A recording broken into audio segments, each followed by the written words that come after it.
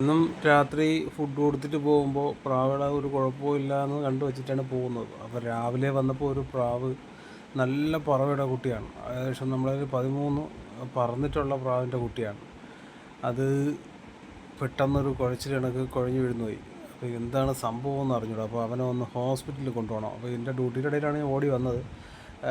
നമുക്ക് അതിൻ്റെ ജീവൻ ഒത്തിരി വളരെ വിലപ്പെട്ടതോ അത് നമ്മുടെ ആ മണിക്കൂർ പറന്നതോ മറ്റുള്ള ഒന്നും നോക്കിയിട്ടൊന്നുമല്ല. അപ്പോൾ അതിൻ്റെ ഒരു ജീവൻ നിലനിർത്താൻ പറ്റുമെന്നുള്ളത് നോക്കട്ടെ. എന്താണ് അസുഖമെന്നൊന്നും അറിയണം. അപ്പം ഇന്നൊന്ന് ഹോസ്പിറ്റലിൽ കൊണ്ടു. നമുക്ക് ഇതേ കണക്ക് ഇങ്ങനെ ഇത്ര പെട്ടെന്നൊന്നും ഒരെണ്ണം വീഴുന്നിട്ടില്ല. വീഴുന്നതൊക്കെ എന്ന് പറഞ്ഞാൽ ഒരു 2 ദിവസം ഉറങ്ങിയൊക്കെ ഇരിക്കുന്ന സാധനങ്ങൾ മാത്രമേ നമ്മളിൽ ഉണ്ടായിട്ടുള്ളൂ. ഇത് പെട്ടെന്ന് ഇങ്ങനെ ഒരു ഇത് കണക്ക് വീഴുന്നു. അപ്പോൾ എന്താണ് ചിലപ്പോൾ ഇനിയിപ്പം വല്ല സ്ട്രോക്കോ അങ്ങനെ എന്തെങ്കിലും വന്ന് വീഴുന്നതായിരിക്കാം. പക്ഷേ അത് ഇപ്പം ഒരു സൈഡ് തളർന്നിട്ടുണ്ട്. അപ്പോൾ ഇനിയിപ്പം നമ്മുടെ വികാസ് ഭവനിലെ ഹോസ്പിറ്റലിൽ നിന്ന് കാണിക്കട്ടെ. ഞാൻ അദ്ദേഹത്തിനെ ഡോക്ടറെ വിളിച്ച പുള്ളിക്കാരൻ ഉണ്ടെന്ന് പറഞ്ഞു. അങ്ങനെ ഞാൻ നേരെ അങ്ങോട്ട് വന്നു. ഇവിടെ എത്തിയിട്ട് ഇപ്പോൾ OP എടുത്തിട്ടുണ്ട്. OP എടുത്തൊന്ന് കാണിക്കണം. നല്ല തിരക്കാണ്. അപ്പോൾ എനിക്കാണെങ്കിൽ ഒരു മണിക്കൂറിനകത്ത് ഇവിടുന്ന് ഫ്രീ ആയിട്ട് അങ്ങ് പോവുകയും വേണം. ഡ്യൂട്ടി ഉണ്ട്. അപ്പോൾ നോക്കുമ്പോൾ നല്ല തിരക്ക്. ആൾക്കാർ ക്യൂ കിടക്കുകയാണ്. അത് ഇന്ന് ഉച്ചവരെ ഉള്ളൂ. ഓണാഘോഷ പരിപാടി ആയതുകൊണ്ട് ഇന്ന് ഉച്ചവരെ ഉള്ളൂ. ടോക്കണൊക്കെ എടുത്തവർ ഇവിടെ വന്ന് ഇങ്ങനെ കാവലിടയ്ക്കുകയാണ് അകത്തോട്ട് കയറാൻ വേണ്ടിയിട്ട്. അപ്പോൾ ഞാനിങ്ങനെ കുറേ നേരം വന്ന് കാത്തിരുന്നിട്ട് കാണാത്തതുകൊണ്ട് തിരിച്ച് ഞാൻ മതിയാക്കിയിട്ട് ഇപ്പോൾ രണ്ടാമത് വീണ്ടും കൊണ്ടുവരികയാണ്. കാരണം നമുക്ക് ആ ടൈം എത്തിയപ്പോൾ ആ ഡോക്ടറോട് ഉണ്ടായിരുന്നില്ല.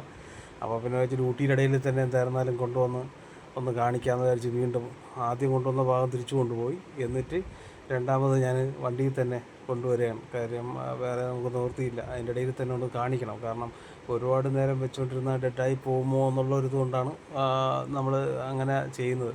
അപ്പോൾ എന്തായിരുന്നാലും ആ ഡോക്ടർ ഉണ്ടെങ്കിലേ ഞാൻ കാണിക്കുന്നുള്ളൂ. കാരണം ഇപ്പോൾ അദ്ദേഹം നമ്മളെ പ്രാവുകളെയൊക്കെ വാങ്ങിച്ച് നോക്കുന്നതും അല്ലെങ്കിൽ അതിൻ്റെ രോഗവിവരങ്ങൾ പറയുന്നതും എല്ലാം അത്രയും ഇതായിട്ടാണ്. അപ്പോൾ ഞാൻ ചെല്ലുമ്പോൾ തന്നെ ഒരു പൂച്ചയെ ഇഞ്ചെക്റ്റ് ചെയ്തുകൊണ്ടിരിക്കുക. പുള്ളിക്കാരൻ ടേബിളിൽ വെച്ച് തന്നെയാണ് എല്ലാം ചെയ്യുന്നത്. പ്രത്യേകം ടേബിളൊന്നുമില്ല. ചില ഡോക്ടർമാരൊക്കെ നമ്മൾ ചെന്ന് കഴിഞ്ഞാൽ അവർ അങ്ങോട്ട് മാറ്റി നിർത്തും, ഇങ്ങോട്ട് മാറ്റി നിർത്തും എന്നൊക്കെ ഒരു ഡയലോഗൊക്കെയാണ്. ഇദ്ദേഹം എന്ന് പറഞ്ഞാൽ എത്ര വയ്യാത്തതായിരുന്നാലും അദ്ദേഹം എടുത്ത് മടിയിൽ വയ്ക്കും. അപ്പോൾ അങ്ങനെയുള്ളൊരു ഡോക്ടറായതുകൊണ്ട് ഞാൻ അദ്ദേഹം വരുന്നതുവരെ കാത്തു നിന്നിട്ട് രണ്ടാമത് കൊണ്ടുവന്നു അദ്ദേഹത്തിൻ്റെ റൂമിൻ്റെ അവിടെ എത്തി. അദ്ദേഹത്തിൻ്റെ പെർമിഷൻ ഇല്ലാതെ ജസ്റ്റ് ഒരു വീഡിയോ എടുത്തു. എന്തായിരുന്നാലും ഇദ്ദേഹമാണ് ആൾ. നമ്മുടെ പ്രാവിനെയൊക്കെ കയ്യിലൊക്കെ വാങ്ങിച്ച് കറക്റ്റാണ് മരുന്നൊക്കെ എഴുതി തന്നു. ഞാൻ എപ്പോഴും കെപ്കോയിൽ വന്നിട്ടാണ് മരുന്ന് വാങ്ങിക്കുന്നത്. അപ്പം ഞാൻ അവിടെ വരുമ്പോൾ ശാല ഡിസ്കൗണ്ട് കിട്ടും. മരുന്നുകൾ കുറച്ച് വാങ്ങിച്ചു. മരുന്ന് വാങ്ങിയപ്പോൾ കണ്ടില്ലേ, നമുക്ക് 75 രൂപയോളം ഡിസ്കൗണ്ട് കിട്ടിയിട്ടുണ്ട്. അത് വേറൊരു ഷോപ്പിൽ നിന്നും കിട്ടത്തില്ല, ഇവിടെ നിന്ന് മാത്രമേ കിട്ടത്തുള്ളൂ. അപ്പോൾ നിങ്ങളും ഇങ്ങനെയൊക്കെ തന്നെ ഒന്ന് വാങ്ങാൻ ശ്രമിക്കുക.